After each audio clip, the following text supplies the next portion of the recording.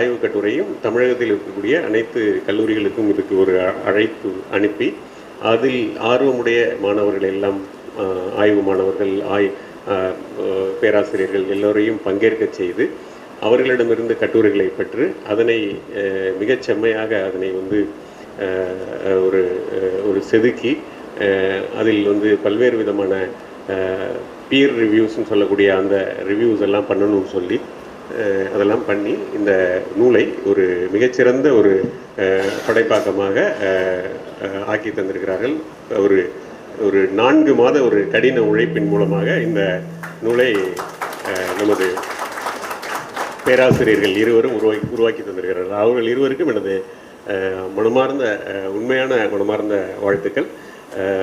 ஏனென்று கேட்டால் நமது பேராசிரியர்களினுடைய ஆசிரிய பணியில் வகுப்பு கல்வி பணியை தவிர ஆய்வு பணிகளும் நிறைய நடக்க வேண்டும். அதற்கு தான் அப்படித்தான் நமது மொத்த உயர்கல்வி கட்டமைப்பை அமைந்திருக்கின்றன. ஆனால் ஆய்வு பணிகளினுடைய செம்மையும் அதனுடைய ஆழமும் ரொம்ப ரொம்ப நுட்பமாக இருக்க வேண்டும் அப்படிங்கிறது என்னுடைய எதிர்பார்ப்பு.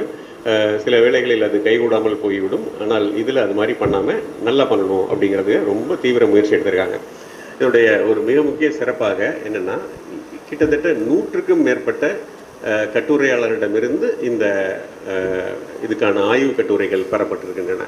இது போன்ற ஒரு நூல் தொகுப்பு என்பது இதுவரை எந்த கல்லூரியிலும் முன்முயற்சி செய்து எடுத்திருப்பார்கள் அப்படின்னு எனக்கு தெரியல.